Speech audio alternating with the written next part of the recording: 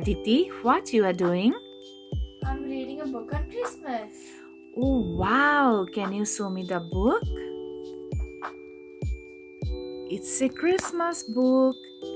Can you sing a Christmas carol for me? Sure. We wish you a Merry Christmas. We wish you a Merry Christmas. We wish you a Merry Christmas and a Happy New Year. Glad tidings we bring to you and joking. We wish you a Merry Christmas and a Happy New Year. Now bring us some figgy pudding. Now bring us some figgy pudding. Now bring us some figgy pudding. So bring some out here. And we won't go until we've got some. We won't go until we've got some. We won't go until we've got some. So bring some out here. We wish you a Merry Christmas. We wish you a Merry Christmas. We wish you a Merry Christmas and a Happy New Year. Wow, that's an excellent Christmas carol. Can you tell me a Christmas story also? Sure. So I shall tell you the story of the Squirrel's Christmas. Wow, that seems interesting. Let's start. Mr. Squirrel looked out of the window of his woodland home and frowned. Although it was freezing outside, the woods were still full of animals laughing and smiling. Mr. Squirrel huffed angrily to himself. He couldn't see what everyone had to be so happy about. And to make matters worse, tomorrow was Christmas Day. Mr. Squirrel hated Christmas. Do you guys love Christmas? I love Christmas. I too. As far as he was concerned, there was only one thing worse than Christmas Day itself, and that was all those silly animals pretending to be nice to each other just because it was Christmas. He hammered a sign to his front door. "Christmas cancelled," he read out loud. "There, that should stop everyone from bothering me for a while," and he went back inside his cozy house. Mr. Squirrel didn't intend to go outside again until the festive season was well and truly over. He was just sliding the bolts across the door when, tap tap, there was a knock on the other side. Mr. Squirrel was furious. "Can't you read?" he shouted as he swung open the door and glowered at whomever had dared to knock. At first, he couldn't see anyone. Then he looked down and saw a tiny dormouse standing on his doorstep. It was Dinky Dormouse, who lived next to his door. He had a big smile on his face and a colorful card in his hand. "Merry Christmas, Mr. Squirrel," he said shyly. "Go away," shouted Mr. Squirrel. But I just wanted to give you this," stuttered Dinky Dormouse. He held out the colorful card to Mr. Squirrel to take. Mr. Squirrel glanced at the card and shuddered. On it was a crowd of animals gathered around a brightly decorated Christmas tree singing carols. "Can't you read?" he growled. "Christmas is cancelled as far as I'm concerned. Now buzz off." And with that, Mr. Squirrel slammed the door in Dinky Dormouse's face. "Here's a card." Oh wow, that's so pretty.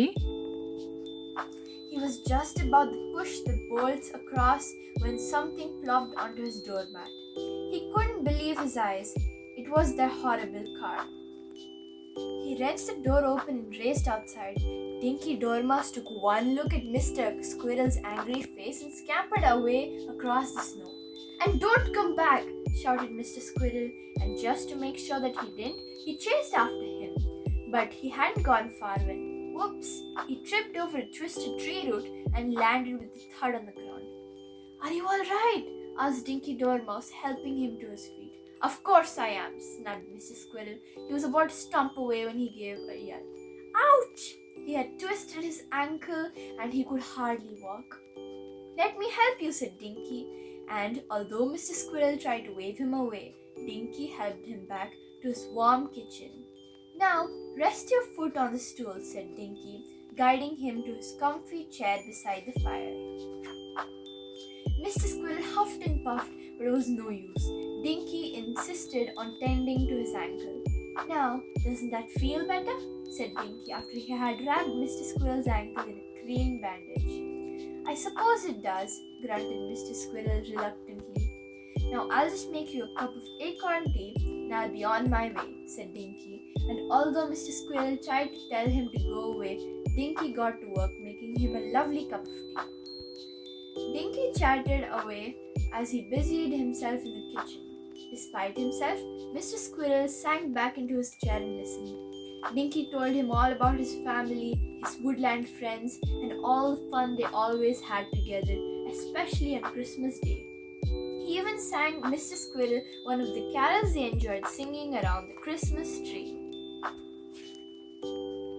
From time to time, Mr. Squirrel found himself asking a question about who was related to whom or who lived where. There was a lot that he didn't know about his neighbors. After a while, Mr. Squirrel started to get an odd, fuzzy feeling inside. It wasn't a feeling he'd had before. Suddenly, he realized he wasn't feeling grumpy. In fact, if he didn't know better, he'd almost think that he was feeling happy. By the time Dinky said it was time to go, Mr. Squirrel didn't want him to leave. It was nice talking to somebody for a change. After he had gone, Mr. Squirrel wondered perhaps if he was lonely. Then he gave himself a good shake. Of course he wasn't lonely. After all, who would want to waste time babbling to a bunch of silly animals that didn't get the acorns gathered or the dandelion wine brewed? But no matter what he told himself, he went to bed with a warm, fuzzy feeling in his tummy. The next morning, Mr. Squirrel awoke with a tiny smile on his face.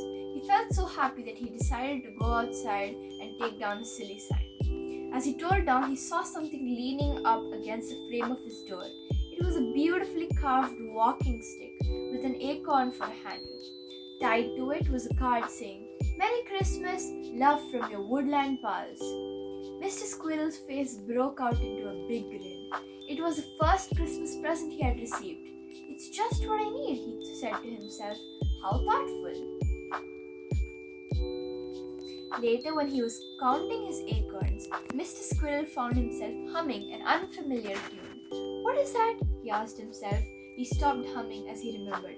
It was the Christmas carol that Dinky had sung to him the previous evening. Mr. Squirrel laughed at himself. He must be getting soapy in his old age. Later that day, Mr. Squirrel was dusting the mantelpiece when he saw something poking from behind the clock. It was the invitation to Woodland Party.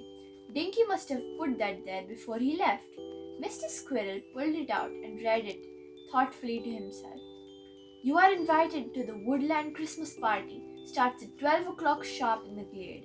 No need to bring anything but a smile." Wow, that story seems very interesting. Mr. Squirrel drummed his claws on the card and thought it might actually be a good idea to spend Christmas Day with the other animals. He looked at the clock. It was 5 to 12. If he was quick, he could make it just in time. He limped to the pantry and loaded up a basket with acorns and dandelion wine. Then he limped to a chest that he had hidden beneath his bed and dug out a sack of toys he hadn't played with since he was a little squirrel. He had decided that he could take a smile to the party and lots more beside. Mr. Squirrel went to the glade with a smile on his face. What if he wasn't welcome at the party? After all, he was a grumpy old squirrel. He was always shouting at the other animals for making too much noise or getting in his way when he was out collecting acorns. He slowed down and was about to turn away when he suddenly heard someone calling him. It was Dinky Dormouse. "You came!" cried Dinky. "We hoped you would." He rushed forward and helped Mr. Squirrel with his load. "What do you have here?" laughed Dinky. "You didn't need to bring anything. We just wanted you to come and enjoy yourself." "And so I will," said Mr. Squirrel. "But I thought I'd have some food and drink and some choice for the children. It's Christmas after all. Oh, and thank you for my lovely present. It's just what I need." Before Mr. Squirrel could take another step, a sea of smiling faces surrounded him. Soon, Mr. Squirrel was chattering away to all the animals as if he did it every day of the week. Once he'd met everyone and played a few games of the hunt of the acorn, a small bunny came up to him and tugged at his paw. "Excuse me, Mr. Squirrel," squeaked the bunny, "but you're not really grumpy, are you?" Everyone gasped, and silence fell over the glade. Surely, if anything was going to make Mr. Squirrel angry, that was. But they needn't have worried.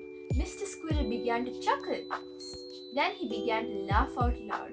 Soon he was laughing so much that he had to hold his sides. One by one, everyone else joined in. Soon the woodland glade was filled with happy laughter. Eventually, Mr. Squirrel managed to stop laughing long enough to answer the little bunny. No, I'm not grumpy, he smiled. Not anymore. Later, after everyone had their fill to eat and drink, Mr. Squirrel handed out the toys to the children.